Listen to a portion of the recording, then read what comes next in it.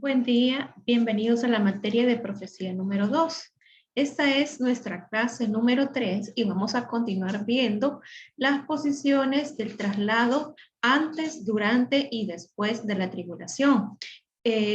Conjunto de cada una de esas posiciones de estas escuelas de interpretación, vamos a encontrar bases que le pueden dar solidez a este argumento, desde luego, para que puedan sostener esa teoría. Desde luego, esto es algo espontáneo y lo que tenemos que hacer nosotros es escudriñar a través de la palabra. Como les digo y repito, estas son únicamente puntos de vista. Lo que nosotros tenemos que tomar en cuenta es interpretar la Biblia literalmente hasta donde se pueda. Ahora, vamos a ver la teoría del traslado después de la tribulación. Esta teoría lo que hace es sostener que la iglesia va a estar en la tierra hasta la segunda venida, en la cual la iglesia será trasladada en las nubes para encontrarse con el Señor. Si nosotros adoptamos esta teoría como propia, en la cual nosotros digamos, es cierto, la iglesia va a pasar tribulación, va a estar durante los primeros 3 años y medio de aparente paz y luego en la gran tribulación, si nosotros sostenemos esta teoría, vamos a darnos cuenta que hay algunas bases que sostiene o en las cuales descansa esta teoría. Si nosotros damos por hecho que la teoría del traslado después de la tribulación es cierta, entonces estaríamos negando las distinciones entre el traslado y la segunda venida. ¿Por qué razón? Porque estaríamos catalogándolo como un solo evento, haciendo de ellos un mismo evento, es decir, que no hay diferencia entre el arrebatamiento y la segunda venida cuando Jesús viene con su iglesia. Luego, otra de las bases sobre las cuales descansa esta teoría es, tiene que estar basada esta teoría en la negación del dispensacionalismo. Recuérdense ustedes que la dispensación es oikonomía o mayordomía en la cual Dios establece un trato con el hombre. Las dispensaciones son tratos en los cuales Dios ha obrado con el hombre. Hay una promesa, pero también hay una fecha en la cual termina. Por ejemplo, nosotros estamos en la dispensación de la gracia. Si yo adopto como válida la teoría del traslado después de la tribulación, estaría diciendo que la dispensación no existe, que en el tiempo de Dios hay un solo desorden y que no ha tenido un espacio de tiempo el Señor, como por ejemplo la gracia, que es donde está actuando la iglesia, donde está desarrollándose la iglesia y donde va a finalizar con la venida de Cristo. Si yo diera por hecho esta teoría del traslado después de la tribulación, podría decir que esta teoría descansa sobre una negación de las distinciones entre Israel y la iglesia. Como por ejemplo, algunas personas sostienen que Génesis capítulo 12 lo toman como propios, como si fuera para ellos cuando dice, bendeciré a los que te bendijeren y a los que te maldijeren maldeciré. Esa bendición está para Israel propiamente. La iglesia e Israel son dos conceptos, son dos entidades distintas. ¿Por qué razón? Israel es el pueblo escogido por Dios. Y como dice el Evangelio, a lo suyo vino y los suyos no le recibieron. Mas a todos los que le recibieron, a los que creen en su nombre, les dio potestad de ser hechos hijos de Dios. Por lo tanto, la iglesia e Israel son dos conceptos distintos y así los considera Dios en su plan escatológico. No va a darle bendiciones a los gentiles, no le va a dar bendiciones que le pertenecen a Israel. Si bien es cierto, Israel va a hacerle Dios juicio a las naciones que atormentaron a Israel, pero también hay bendiciones para la iglesia propiamente. Si yo diera por hecho que la teoría esta del traslado después de la tribulación estaría negando la enseñanza concerniente a la naturaleza y el propósito de la tribulación. ¿Cuál es el propósito de la tribulación en sí? El propósito es derramar juicio sobre el pecado. Por lo tanto, el hecho de que Jesús haya pagado el precio de mis pecados estaría invalidando como que el sacrificio de Jesús no hubiese hecho algún efecto en mi vida. El propósito de la tribulación es derramar juicio sobre el pecado. El defensor de esta posición tiene que negar esta enseñanza esencial en la palabra.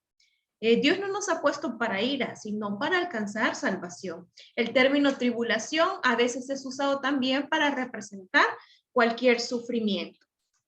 Algunos argumentos que son esenciales, que son necesarios del partidario del traslado después de la tribulación, ellos sostienen que el traslado antes de la tribulación es nuevo y surgió en los últimos tiempos, por lo tanto, no es apostólico. También es un argumento contra la inminencia. ¿Qué es algo inminente? Que lo crea yo o no lo crea, se va a dar. Descarta todas las amonestaciones que la iglesia debe esperar a Cristo y nos manda a esperar las señales enseñadas, tal como lo dice la primera carta a los Corintios en el capítulo 1, versículo 7. De tal manera que nada os falta en ningún don, esperando la manifestación de nuestro Señor Jesucristo. Otro argumento es la promesa de la tribulación. Pasajes como Lucas 23, 27 y Mateo 24 son dirigidos a Israel. El problema es que a veces esos pasajes nosotros los tomamos como si fueran aplicados a la iglesia. Un versículo fuera de contexto para convertirlo en un pretexto.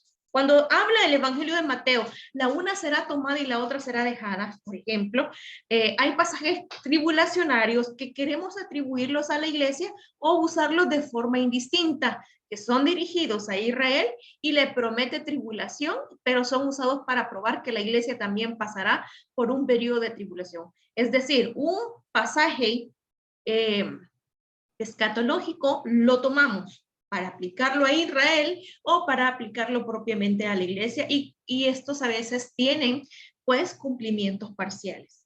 En Hechos capítulo 8 versículo 1 al 3 dice que Saulo consentía en su muerte. En aquel día hubo una gran persecución contra la iglesia. Y este es uno de los pasajes problemáticos y emblemáticos para sostener que la iglesia pasará persecución, que la iglesia pasará tribulación. Pero este hecho particular vemos que era el surgimiento de la iglesia y por lo tanto aquí está narrando con relación a ese Saulo antes de poder convertirse. Dice que Saulo consentía en su muerte. En aquel día hubo una gran persecución contra la iglesia que estaba en Jerusalén y todos fueron esparcidos por las tierras de Judea y Samaria, salvo los apóstoles. Y hombres piadosos llevaron a enterrar a Esteban, narrando la muerte de Esteban. Pero desde luego, como menciono, son pasajes sacados fuera de su contexto. Y Mateo 24, que son propiamente para Israel, dice, entonces os entregarán a tribulación y os matarán, y seréis aborrecidos de toda la gente por causa de mi nombre. Muchos tropezarán entonces y se entregarán unos a otros, y unos a otros se aborrecerán. Y muchos falsos profetas se levantarán y engañarán a muchos. Estos pasajes pueden ser un tanto complicados a veces si se toman fuera de su contexto para sostener un argumento o una base de esta naturaleza. Otro argumento es el cumplimiento histórico. Esto sostiene que esta profecía se ha cumplido históricamente cuando habla en el libro de Daniel en el capítulo 9. 70 semanas están determinadas sobre tu pueblo. Y en definitiva, no es nuestro tema hablar este día de las 70 semanas de Daniel, pero el cumplimiento de esta profecía todavía no se ha dado. El argumento que surge de la resurrección. Esto concuerda con que la resurrección de la iglesia se sincronizará con la resurrección de Israel. Por lo tanto, la resurrección de la iglesia exige que el tiempo del traslado sea después de la tribulación. Cuando vemos que en este pasaje el apóstol Pablo no está dando la orden de cómo se dará la resurrección, sino que son únicamente las fases de la resurrección. La primera resurrección, los santos de la iglesia, los santos del Antiguo Testamento y los santos de la tribulación. Estos son levantados en diferentes tiempos. No quiere decir que eso se va a dar de forma secuencial. Luego dice el apóstol Pablo en la primera carta a los Corintios, pero cada uno en su debido orden. Cristo, las primicias, luego los que son de Cristo en su venida. Otro de los argumentos es el argumento del trigo y la cizaña, que lo encontramos en Mateo capítulo 13. Los ángeles atarán la cizaña al fin del siglo, antes del traslado, pero trasladarán a la iglesia representada por el trigo sacado del campo y dejarán la cizaña atada para juicio, en su lugar hasta la segunda venida.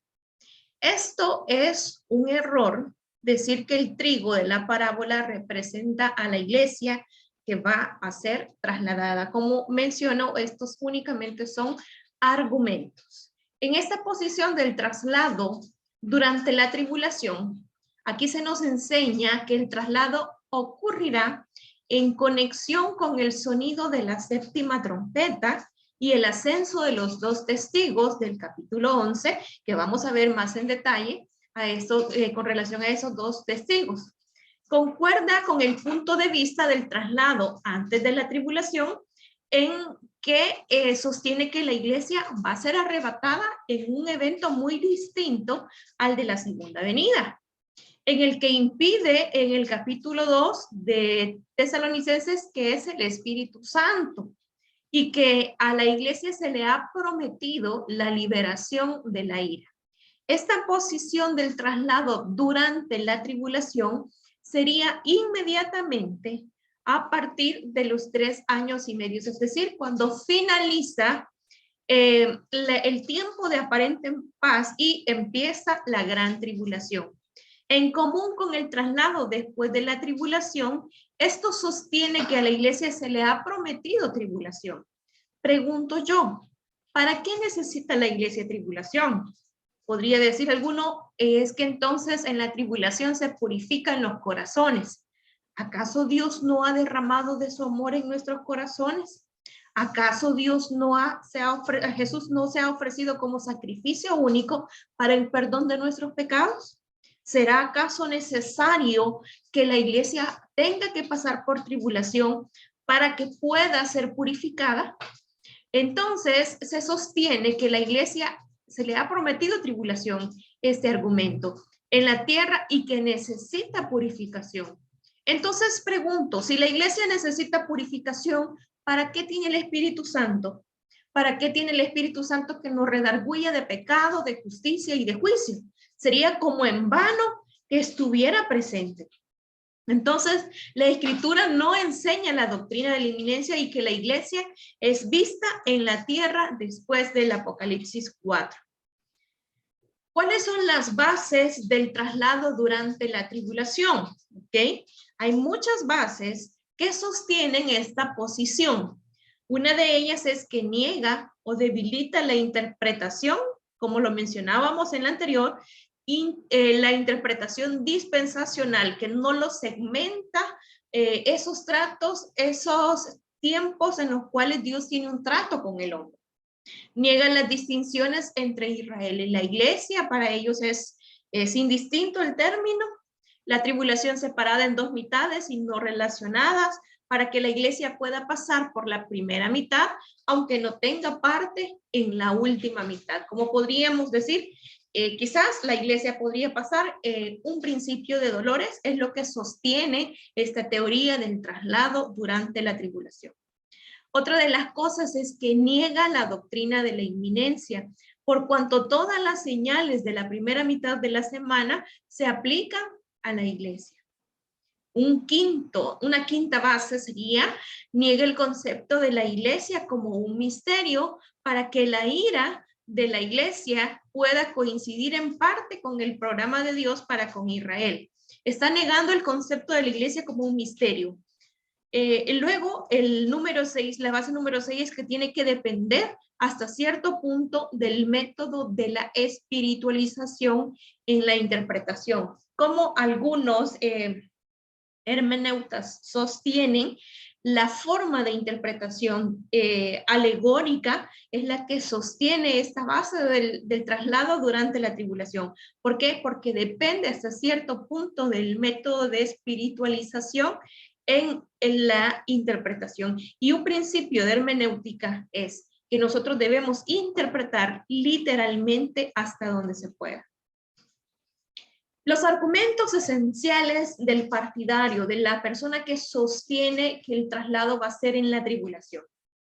Existen muchos argumentos que utiliza el partidario del traslado después de la tribulación, y lo que ya lo hemos mencionado porque se comparten es la negación de la inminencia, la promesa que existe para la iglesia de tribulación, utilizando pasajes fuera de su contexto, la negación de la iglesia como misterio, la duración del periodo de tribulación. El periodo de tribulación es solo de 3 años y medio.